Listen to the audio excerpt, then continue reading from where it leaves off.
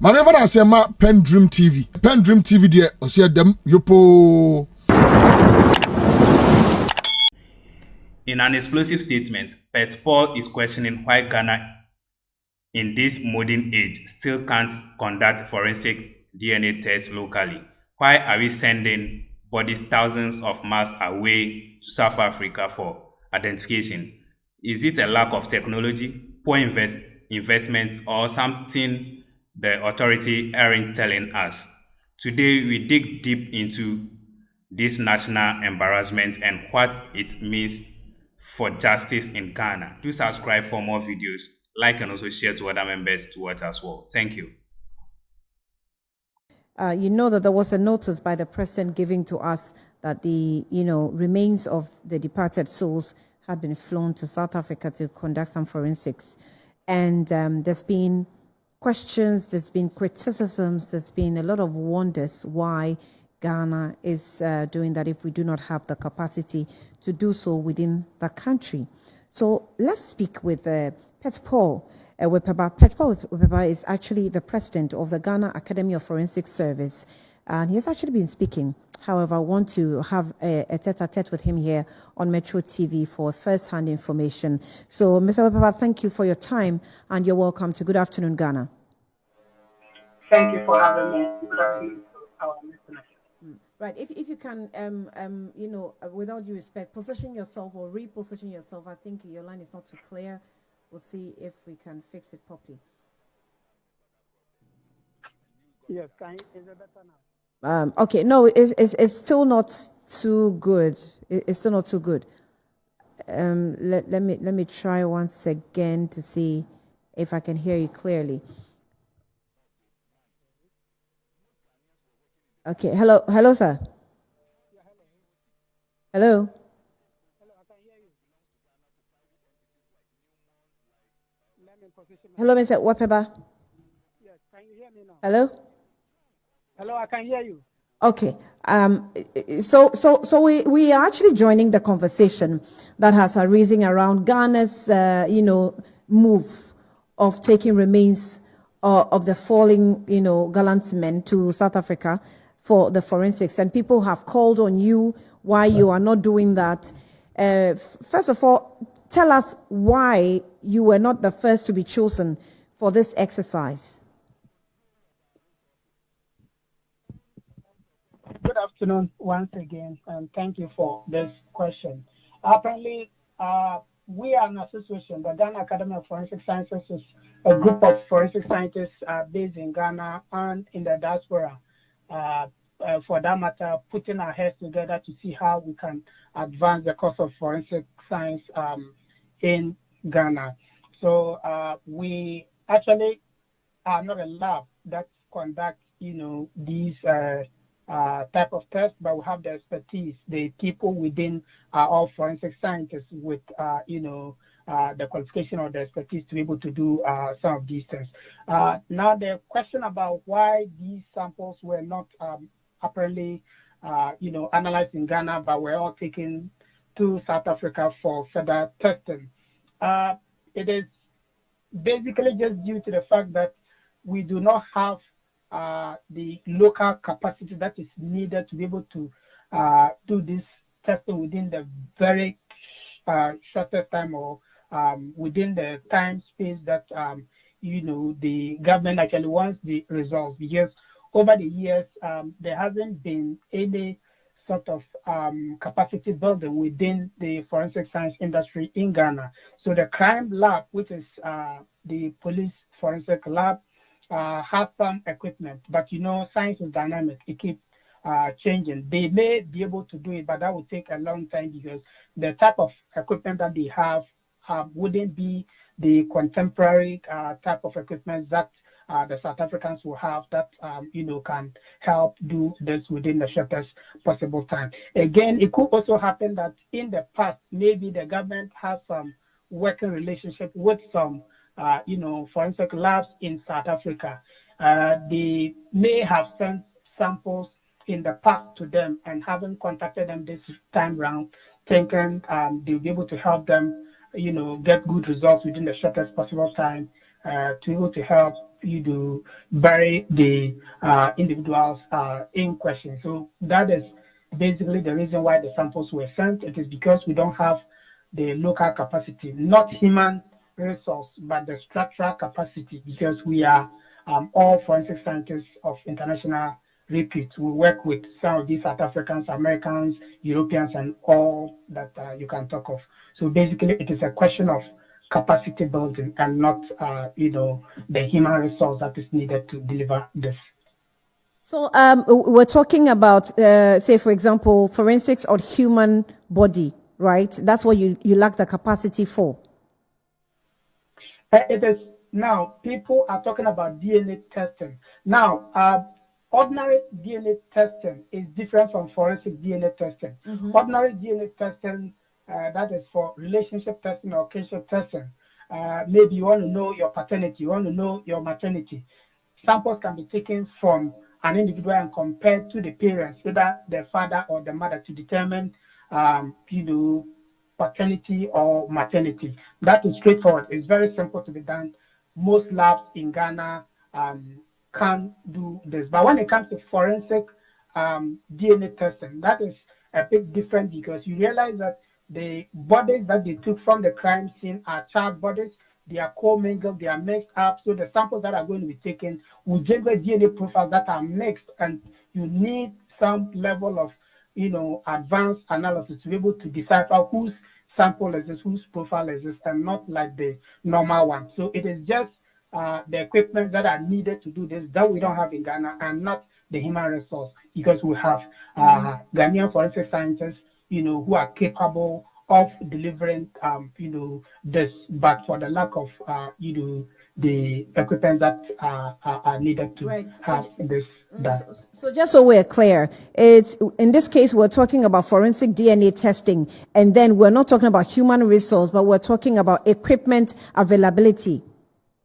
Exactly, because we don't have the equipment, the contemporary forensic equipment that are needed. Certified ISO certified labs, with this equipment to be able to carry out the testing within the shortest possible time. Of course, the police crime lab, if given the the logistics that are needed to do this, will be able to do it. But because of the fact that the equipment they have are not contemporary equipment, it will take a bit of a time for them to be able to do that. And I think it is due to the race against time. That is why they took it there. So it's not for the lack of, human resource. And that is why we are driving home the fact that we need to build capacity in Ghana, need to, government needs to look into this direction to be able to help design a forensic policy, a strategy, a document that is needed to be able to fine-tune all of this, that going forward, if such incidents should happen, we should be able to handle them in Ghana and not take our samples out. Because it is not only human identification, even the fire outbreaks that we have in Ghana and all of that, you cannot do fire investigation properly without bringing in forensics. You need to be able to do chemical analysis to be able to determine the components that were used, to set fire up and all of that. And we cannot do that, So it is just a question of us putting our heads together as a people, as a nation, and setting our priorities right, and building world-class forensic labs that can serve the people and the sub-region. Because we're sending samples to South Africa. If we develop our forensic space very well within the sub-region, others are going to bring their samples to us for us to be able to help analyze and to put Ghana on the map of the forensic map. So we really have to have this done, and that is why we are championing the development of a national forensic policy to advance this course.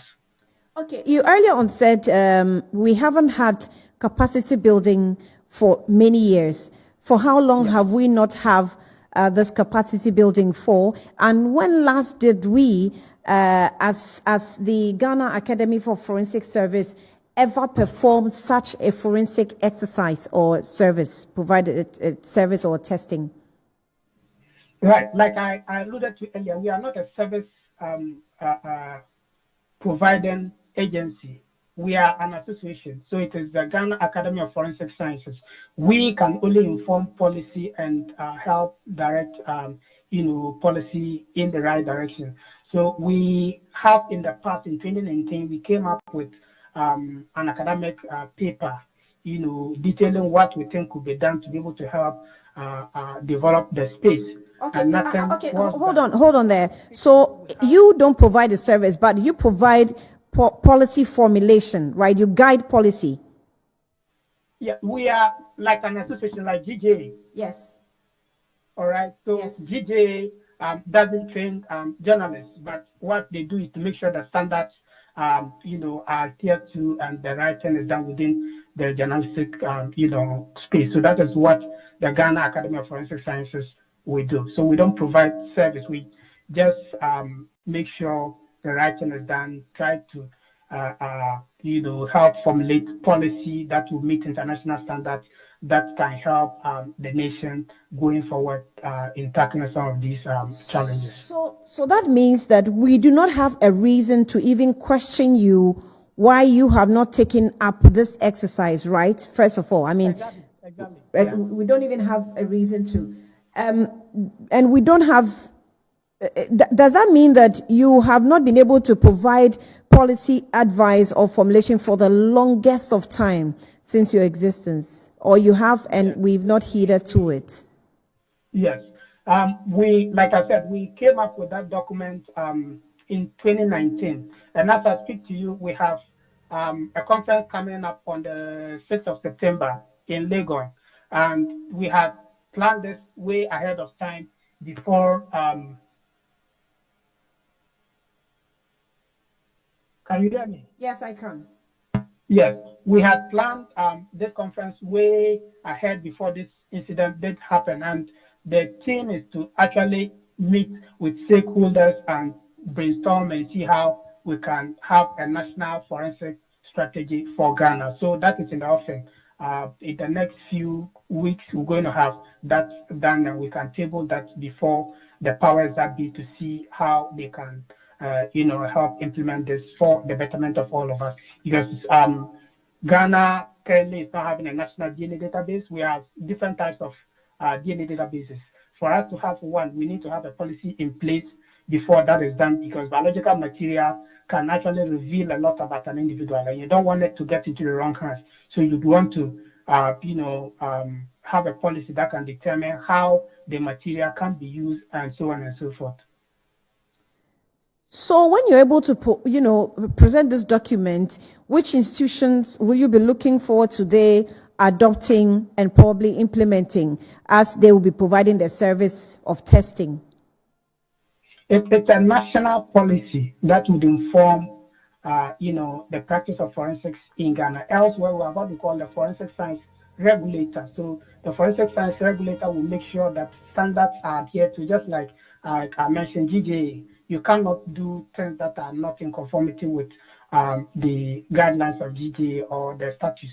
So that is how it is. We're trying to do same. So that will help, forensic practice in Ghana be streamlined, in line with international best practices. So it is a document that will be given to government and then can be passed on to Parliament for a law to be enacted. And, that law will determine how forensic samples are handled, how crime scene, is managed, and so on and so forth. Because as we speak now, we are all at fault, including the media. When there's a crime, the crime scene, the media will prove that because they want to get the first-hand information and let it out, and people will know they were there. The public would also want to get there, take footages and share and all of that. And by doing so, they contaminate the crime scene even before investigators, get to the scene. They also risk, implicating themselves because they leave, evidence at the scene before investigators would come to the site and all of that. So it is a comprehensive document that will deal with crime scene management. It will deal with how to handle human remains. It will deal with how to analyze forensic, samples. Also deal with people, labs within the space. They have to adhere to international best practices before they can actually practice. Because if your labs or your results are not in line or they are not in sync with international standards, you cannot share your data with your neighbors. You cannot share your data with the international community. So it presupposes that if a crime is committed here and the criminal crosses the border, you cannot share your data with your neighbor or the international because your standards are not, up to the international standards. So that is what we actually driving at to try. That puts a lot of pressure on you. That puts a lot of pressure on you, not so, to be able to provide us a policy document that will meet international standard. Yeah, it does, but that is what we do. We are, forensic science is application of science to law. So it is not just one area. We have, forensic geneticists, we have toxicologists, we have cybersecurity officials. It's a myriad of, areas that are put together. Yeah. So we're all going to sit together and come up with this document that would feature sections of, the aspect of forensics that can benefit all of us, as a nation going forward, so that we don't have to send samples, whether it is human remains, whether it is fire debris that needs to be analyzed, whether it is trace evidence, fiber, hair, whether it is voice analysis and all of that. All these things can actually be done in Ghana because we have the human resource, we have the people that can do it, but for the equipment and the infrastructure. Kindly engage me a bit further. So I see that we have the Forensic Science Laboratory at the Ghana Police Service. We have the Digital Forensic Laboratory at Wisconsin University, academic of departments like the Department of Forensic Sciences at the University of Ghana. Will you advise that we, institute a national forensics department that would these are institutions or departments within institutions, but we probably may or should have a national one that takes care of issues of this nature? Well, you're right. I think it's time that after developing this policy, we may have what we call a National Forensic Agency or a National Forensic Authority. And this institution would have the capacity to be able to do all of these analysis as well as regulate the practice of, forensics within our space. Because without the standards meeting international, criteria, we are just going to do, some kind of work that will not yield any fruitful results. So we need to make sure all of these people will come together and develop the policy document. And if government would buy into the idea of setting up a National Forensic Agency or a National Forensic Authority that would oversee all of these, that would be fine because it would create jobs. It would also be able to help deal with crime in the country because, most of the criminals are what we call reoffenders, residual offenders. So because of that fact, if you do have a national DNA database or a biometric database comprising fingerprint, facial features and all of that, it will go a long way to help be able to solve some of these cases. So if we have just a body, an institution, one, having all of this under it would be very good. I reckon the current government had in their manifesto that they were going to build 2 new forensic labs. All right, but it is not just a matter of building the labs and not tooling them up to international standards. We would do that and stop sending samples out of the country for analysis, which wouldn't help. So instead of having separate forensic science labs built, if we are able to have, an agency or an authority for that matter to oversee to this with the regulator helping fine-tune or navigate this course, I think it will be a better deal for the country. Are you able to put a cost to this? Well, the cost that you can put would depend on the type of lab that you want to build. We have basic forensic labs, we have, medium, we have the very advanced, and it is not just about putting up the structure, the edifice, but it is the cost of the equipment and the maintenance and all of that brings the cost. So that will be difficult because you need to contact the supplier. Sometimes there are suppliers that would give you, some equipment for you to use and be buying reagents from them. Others will sell it outright to you and all of that. So that depends on the arrangement you're going to have. But that said, it is very difficult for you to put a cost to the lab that will be developed. But I can say it's quite capital intensive to have this done. So government would have to,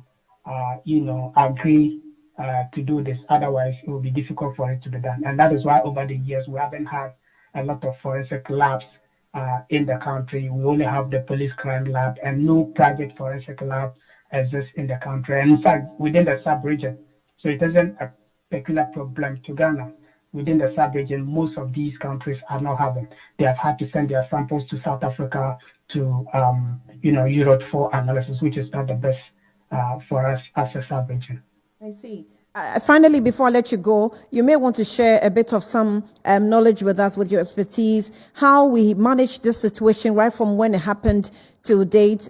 We here at Metro TV had a video of one of the eyewitnesses who was, flaunting some sort of watch, in front of a camera, telling us that he even picked the watch, at the scene. From the day it happened till now, we're questioning why the scene was not cordoned off, and everybody was allowed to go in there and just, either see things for themselves or touch things and all that. What will you, say to the experience for these past few days?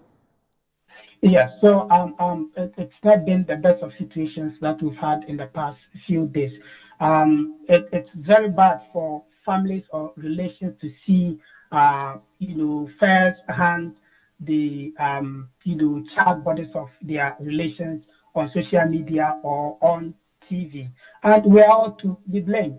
The media these days would even chase the grieving families and be asking them, how do you feel about your loss and all of that, putting them through a lot of trauma. And all of these things are due to the fact that we don't have a policy, we don't have a document that stipulates that if we have a situation of this nature, this is how it should be handled. The place should be cordoned off. We have, 3 different perimeters. The first perimeter, or the perimeter within, will be for the crime scene investigators. The second one will be the area where the management team and the liaison officer would be. The final or the outer perimeter will be for the media and the families. And the media cannot get in there to take images, or other people get in there and take images. So with the way this thing happens, because it is far away in the hinterland, it's very difficult for the authorities to have prevented people from doing it. Before they got there, all of these things were done and people started sharing it on social media. So going forward, if we have this policy document and a campaign, is launched, and everybody knows that it is a crime for me to do this, or better still, ethically, it is not fine for me to take some of these footage and show online and all of that. People wouldn't do it, and also be able to understand how a crime scene should be managed. Because for all you get in there to do all of these. Is what if a second explosion goes off? Your life will be at risk.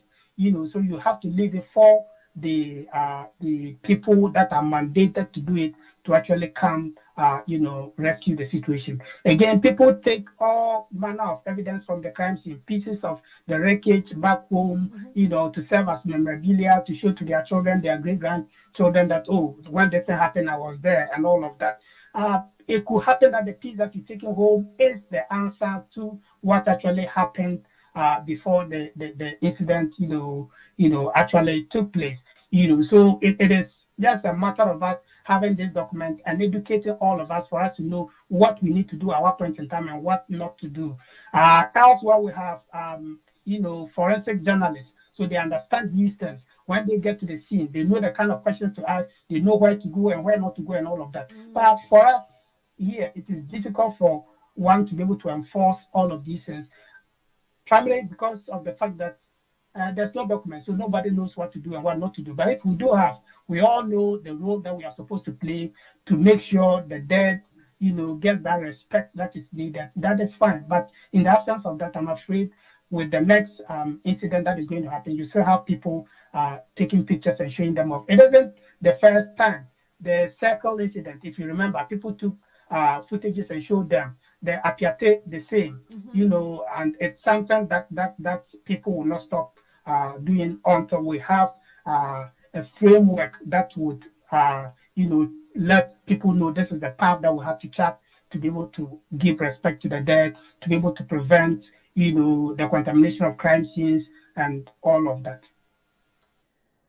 But Paul, you can be sure that I'm one of the journalists who probably would love to have a training in forensics. If you offer, do you offer that service in your association? We do what we call CPDS. So we do CPDS occasionally, and oftentimes it is just free. We do it online for people to come, and those who need certificates, we give them the certificates after they have, acquired the knowledge. How long does it last for persons who are interested? It depends on the model, the type of information we want to get out there. So, for example, if it's about fire investigation, we want to take you through what to do and what not to do when there's a fire outbreak. How to be able to investigate and report it properly as a journalist. And we're not doing it specifically for journalists, but we do it for all manner of professions, people who are interested in forensics and are not forensic scientists, be able to learn the basics and to understand how to apply it, in their daily lives and so on and so forth. So it's something that occasionally comes up. So if you visit our website, gov.gh, we do have some of these things occasionally, and as and when they come up, you'll be able to see them. But I would want to use this opportunity to invite you to our conference on the 6th of September in Legon, for us all to sit together. We're going to have a panel discussion, and some of these things will come up. I reckon a lot of people do not understand some things. Initially, you even thought we were a service provider, but when you come, we sit together, we can all fine tune, put our brains together, and have a document that can help us as a nation. Right. President of the Ghana Academy of Forensic Services, Peter Paul, or Pet Paul, we're grateful for your time this afternoon. Thank you. Pet Paul's question reflects the frustration of many Ghanaians, and the call for action is laudable than ever. The bigger question now is, will our leaders listen, or will this be another issue swept under the carpet?